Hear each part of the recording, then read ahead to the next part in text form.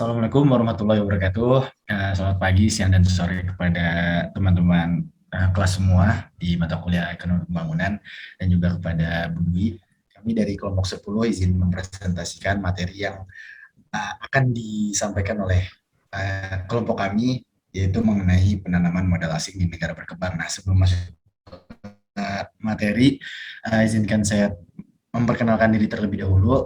Saya sendiri Faras Daklaleno yang akan menjadi moderator pada sesi presentasi kali ini bersama teman-teman saya juga mempresentasikan. Di sini ada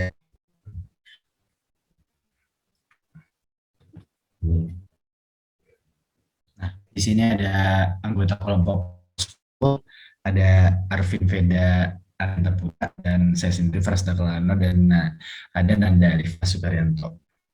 Nah, untuk sub pembahasannya sendiri nanti akan membahas mengenai multinational company, transnational company, kontroversinya, dan opportunities-nya. Mungkin tanpa berlama-lama lagi kita langsung masuk ke materi yang pertama tentang multinational company. Untuk Baik, terima kasih kepada moderator atas kesempatannya.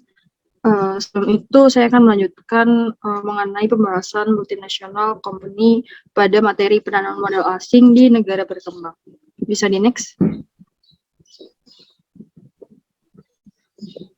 Sebelum itu, multinational corporation atau multinational company atau disingkat MNC adalah corporation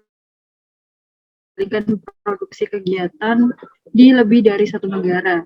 MNC menghadirkan opportunity tetapi juga menimbulkan masalah bagi banyak negara berkembang di mana perusahaan beroperasi seperti itu. Bisa di next. Tentunya terdapat tujuan dari multinational company itu sendiri. Yang pertama itu raw material seeker, di mana mendapatkan bahan mentah untuk diolah atau diproduksi di negara lain. Yang kedua yaitu market seeker, di mana memperoleh pangsa pasar baru di negara lain. Ketiga ada cost minimalizer seeker, di mana mencapai efisiensi biaya karena dengan melakukan investasi memungkinkan biaya produksi menjadi lebih rendah. Keempat yaitu risk minimalizer seeker, di mana perusahaan dapat menurunkan risiko produksi dan penjualan dengan mencari lokasi baru di negara lain. Kelima yaitu profit maximization trade-off with cost minimization, di mana pada tujuan yang kelima ini perusahaan dapat memaksimalkan keuntungan dengan mengurangi biaya produksi yang serendah-rendahnya. Nah, dalam hal ini itu perusahaan bisa menghindari biaya yang biasa melekat pada pihak ketiga sebagai perantara. Keenam yaitu fund seeker, di mana dalam manajer finance, suatu perusahaan itu dapat memperoleh pendanaan dengan peminjaman bank ketika dapat menunjukkan performa positif terkait penggunaan dana tersebut secara maksimal demi menghasilkan return semaksimal mungkin. Dan yang terakhir yaitu penguatan struktur perusahaan. Dengan melayani pasar luar negeri, perusahaan dapat menguatkan struktur perusahaannya. Perusahaan juga dapat pula menjadi entitas yang kuat dengan memanfaatkan pengetahuan perusahaan mereka di negara lain seperti itu. Oke, mungkin bisa di next. Selanjutnya yaitu bentuk-bentuk multinational company. Yang pertama yaitu multinational producing enterprise atau disingkat MPA, di mana pada multinational producing enterprise ini tuh fokus yang dilakukan perusahaan multinasional ini adalah di bidang produksi. Jadi MNC ini tuh memiliki dan mengontrol berbagai fasilitas produksi di lebih dari satu negara. Yang kedua yaitu multinational trade enterprise atau disingkat MTA, di mana fokus dari MTA adalah pada bidang perdagangan. Jadi pada perusahaan ini tuh bergerak dengan penjual atau menjual barang yang diproduksi di dalam negeri secara langsung kepada badan usaha atau orang di negeri lain. Yang ketiga yaitu multinational internationally owned enterprise atau disingkat MOE, di mana perusahaan ini tuh lebih mengarah pada kepemilikan usaha dari satu unit perusahaan. yang menyebarluaskan cabang-cabang produksi atau perdagangan atau kegiatan perusahaannya di negara lain. Dan yang terakhir yaitu multinational financial control enterprise atau disingkat MCA. Fokus dari perusahaan ini tuh lebih pada permodalan atau pembiayaan. Nah, pada MOA ini dan juga MCA, kegiatan perusahaannya itu diawasi oleh lebih dari satu negara. Oke, mungkin bisa di next. Selanjutnya yaitu penanaman modal asing dan perusahaan multinasional. Nah, pada pertumbuhan penanaman modal swasta asing secara langsung atau foreign direct investment atau FDI, yakni yang dana investasinya langsung digunakan untuk menjalankan kegiatan bisnis atau mengadakan alat-alat atau fasilitas produksi.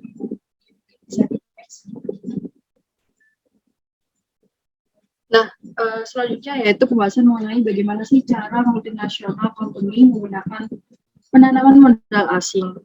Oke, mungkin bisa di next.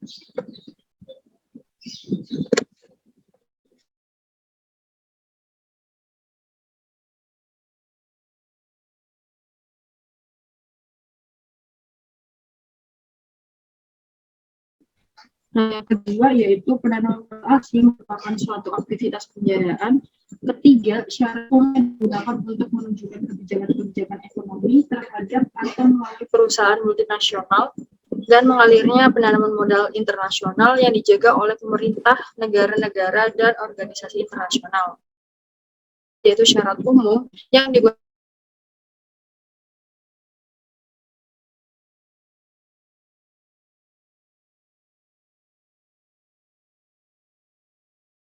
masuk ke swasta. Oke, bisa di next. Yaitu unsur-unsur penting dari perusahaan nasional yang berkaitan dengan penanaman modal asing langsung.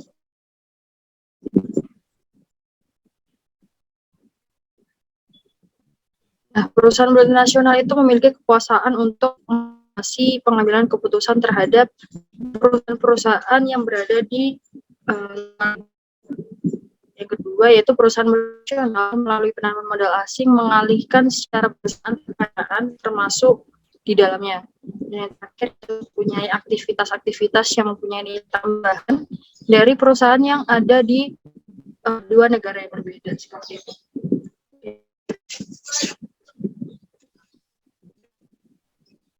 Oke, selanjutnya akan dilanjutkan oleh rekan saya. Mungkin dipersilakan. Oke, baik. Terima kasih, Nanda. Selanjutnya kita masuk ke transnational company. Ini masih tergolong mirip tadi dengan multinasional. Di sini ya ada deskripsi juga bahwa transnational company ini perusahaan yang memproduksi barang atau jasa di lebih satu negara. Nah, di perbedaan terbesarnya itu di manajemennya, karena manajemen di transnational company ini tidak berpusat di satu negara, di mana dia manajemennya itu berpusat di setiap cabang di negaranya masing-masing. Nah, selanjutnya mengapa ini TNC itu transnational company ya singkatan, ini cenderung beroperasi di lebih dari satu negara. Tentu yang pertama itu menghindari tarif perdagangan. Dan yang kedua ini menemukan lokasi biaya yang lebih murah, karena kadang di negara di luar negaranya sendiri ini lokasi biaya untuk produksi dan lain sebagainya itu bisa tergolong lebih murah. Dan yang ketiga, mencapai pasar luar negeri dengan lebih efektif. Nah, ini tentu ya karena apa? Karena memperluas perdagangannya ke seluruh negara. Selanjutnya apa nih kaitan mengenai transnational company dengan penanaman modal asing? Ini kan terkait dengan investor ya. Kalau ada investor domestik dan juga asing. Baik, selanjutnya kita ke 4 cara investor masuk ke suatu negara. Jadi pertama ada distressed asset investment, itu apa? Ini tuh mengacu pada investasi dalam properti nyata yang dihargai di bawah nilai pasar. Ini biasanya karena masalah solvabilitas atau arus kas di pihak operator, manajer atau pemilik aset yang saat ininya. Terus investasi ini juga dapat mengambil banyak bentuk, contohnya kayak seperti posisi ekuitas, kepentingan ekuitas parsial, catatan terstruktur di tengah tumpukan modal, atau bahkan pinjaman senior. Nah, poin kedua ini ada strategic investment. Ini mengenai ini aja sih, dengan strategi investasi yang baik tentunya. Dan ketiga ini ada direct investment. Direct investment ini jadi dukungan jangka panjang oleh suatu negara pada negara lain dalam bidang manajemennya maupun perusahaan atau maupun perusahaannya. Ada juga contoh seperti transfer teknologi dan konsultasi pakar. Selanjutnya ada portfolio investment. Nah, seperti itu. Baik, lanjut ke slide selanjutnya. Nah, kita masuk ke pentingnya investasi asing di negara berkembang. Jadi pada dasarnya juga negara berkembang itu sangat membutuhkan investasi asing yang tentunya mempercepat laju pembangunan di negara tersebut. Nah, mengenai kata-kata ini alasan utama investor asing memindahkan dananya ke negara berkembang, karena negara berkembang memiliki potensi-potensi usaha yang belum tergali sepenuhnya. Tentunya ada konsekuensi pasar modal di negara berkembang. Dan namun sebelumnya kita masuk dulu ke fungsi penanaman modal asing. Jadi untuk fungsi penanaman modal asing di negara berkembang ini, pertama, untuk sumber dana modal asing dapat dimanfaatkan untuk mempercepat investasi dan pertumbuhan ekonomi. Kedua, modal asing dapat berperan penting dalam penggunaan dana untuk perbaikan struktural. Dan ketiga, membantu proses industrialisasi yang sedang dilaksanakan. Keempat, membantu dalam penyerapan tenaga kerja yang lebih banyak. Dan yang kelima, meningkatkan kesejahteraan masyarakat. Dan yang terakhir, menambah cadangan devisa negara dengan pajak yang diberikan oleh penanam modal asing. Walaupun tadi sudah disebutkan mengenai tujuan utama penanaman modal asing, namun ada juga tiga aspek lainnya. Itu pertama, mendapat keuntungan biaya produksi murah dan manfaat pajak lokal dan lain-lain. Karena biasanya di negara terkembang ini, di negara-negara berkembang, kebutuhan untuk biaya produksi itu biayanya cenderung lebih murah. Dan yang kedua, mendapat return yang lebih tinggi dibanding di negara sendiri. Dan ketiga, menarik arus modal yang signifikan ke suatu negara.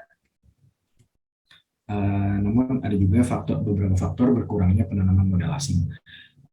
Yang pertama, tidak stabilnya atau instabilitas politik dan keamanan di suatu negara tersebut. Kedua, banyak kasus demonstrasi atau pemogokan di aspek ketenaga kerjaan. Dan yang ketiga, kurangnya jaminan kepastian hukum. Keempat, lemahnya penegakan hukum. Kelima, dicabutnya berbagai intensif di bidang perpajakan. Keenam, masih maraknya praktek KKN terutama di negara-negara berkembang. Dan ketujuh, rendahnya kualitas sumber daya manusianya. Kita next ke materi selanjutnya dan yang akan disampaikan oleh teman saya. Oke, yang berikutnya yaitu mengenai kontroversi penanaman modal asing. Bisa di next. Nah, arus modal asing. Yang pertama yaitu penanaman modal asing sendiri. Itu atau PMA terbagi menjadi 4, yaitu yang pertama foreign direct investment, yang kedua foreign deposit atau deposito asing, yang ketiga pinjaman utang baik dari swasta ataupun dari pemerintah, dan yang keempat yaitu investasi dalam pasar uang. Lalu yang berikutnya yaitu public development assistance atau bantuan pembangunan resmi pemerintah dan swasta. Contohnya yaitu bisa berbentuk bantuan atau foreign aid atau pinjaman luar negeri baik secara individual ataupun multilateral seperti itu. Jadi next. Nah, kontroversi penanaman modal asing ini menimbulkan dampak positif dan juga dampak negatif. Dampak positif yang pertama yaitu dapat memenuhi kebutuhan modal, seperti kebutuhan tabungan devisa, pendapatan, ataupun keahlian manajemen. Lalu yang kedua yaitu penanaman modal asing berperan mengisi kekurangan sumber daya antara tingkat investasi yang ditargetkan dengan jumlah tabungan domestik yang dapat dimobilisasikan. Lalu yang ketiga, penanaman modal asing dapat mengisi kesenjangan antara target kebutuhan devisa dan juga hasil aktual dari devisa tersebut. Yang keempat, dapat mengisi kesenjangan antara target penerima pajak dan jumlah pajak aktual yang dapat dikumpulkan. Lalu yang kelima, dapat mengisi kebutuhan keterampilan teknologi dan manajemen. Nah, selain dampak positif juga ada dampak negatif, yaitu yang pertama dapat memperlebar kesenjangan, yang kedua terjadinya berbagai bentuk persaingan yang tidak sehat antara perusahaan dari pemerintah dan juga dari multinasional. Lalu yang ketiga, dalam jangka panjang, penanaman modal asing justru dapat mengerin devisa karena adanya impor yang besar-besaran atas barang-barang setengah jadi dan barang modal dari perusahaan seperti itu. Lalu yang keempat, pajak yang didapat dari modal asing ini sangatlah kecil dibandingkan dari keuntungan yang didapat dari modal asing ini seperti itu. Jadi next. Nah, selain itu, perusahaan multinasional juga memunculkan beberapa kontroversi, seperti yang pertama, implikasi bagi proses pembangunan jadi tidak merata. Yang kedua, menghasilkan barang atau jasa yang sebenarnya tidak sepenuhnya sesuai dengan kebutuhan penduduk di negara berkembang, khususnya Indonesia. Lalu yang ketiga, sumber daya domestik milik negara berkembang cenderung dialokasikan kepada proyek-proyek yang secara sosial tidak menguntungkan, sehingga dapat memperlebar dari ketimpangan. Lalu yang keempat, perusahaan multinasional dengan kekuatan modal sering mempengaruhi, menyuap, atau memanipulasi berbagai kebijakan pemerintah di negara yang disinggahi. Lalu yang kelima, perusahaan multinasional juga berpotensi besar merusak perekonomian dengan cara menekan munculnya usaha kecil menengah. Seperti itu. Bisa di next. Nah, yang berikutnya itu kesimpulan dan saran. Nah, dari adanya penanaman modal asing dapat ditarik kesimpulan bahwa penanaman modal asing bisa merupakan pendorong pembangunan ekonomi dan sosial yang penting, selama kepentingan-kepentingan perusahaan multinasional tersebut memang sejalan atau sevisi dengan kepentingan pemerintah dan masyarakat di negara tuan rumah. Saran yang bisa diberikan yaitu hendaknya pemerintah negara setempat menerapkan aturan yang ketat atas penanaman modal asing. Selain itu juga pemerintah harus bisa memiliki posisi yang lebih kuat dan lebih seimbang dan peningkatan usaha di pihak negara-negara berkembang sendiri untuk mencari investor yang lebih baik dan kooperatif dan juga menerapkan syarat-syarat dan standar usaha secara ketat. Nah, selain itu peningkatan fungsi pengawasan dan kepemilikan oleh perusahaan domestik serta pengembangan koordinasi atas strategi pemerintah negara-negara berkembang dalam penentu syarat-syarat dan kondisi bagi suatu ketentuan dalam penanaman modal asing. Seperti itu. Bisa di next. Nah, yang berikutnya yaitu peluang dari penanaman modal asing di Indonesia. Bisa di next. Nah, prinsipnya penanaman modal asing di Indonesia mengandung 3 komponen pokok. Yang pertama, direct investment atau penanaman modal langsung. Yang kedua, modal dipergunakan untuk menjalankan perusahaan di Indonesia. Dan yang ketiga, pemilik modal memiliki resiko yang harus ditanggung. Nah, penanaman modal asing adalah penanaman modal yang diselenggarakan sesuai asas-asas yang telah ditetapkan dengan nilai-nilai bangsa. Seperti yang pertama, asas kepastian hukum, asas keterbukaan, asas akuntabilitas, asas perlakuan yang sama dan tidak membedakan asal negara. Lalu yang berikutnya, asas kebersamaan, asas efisiensi berkeadilan, asas berkelanjutan, asas berwawasan lingkungan, asas kemandirian, dan yang terakhir, asas keseimbangan kemajuan serta kesatuan ekonomi nasional. Bisa di next.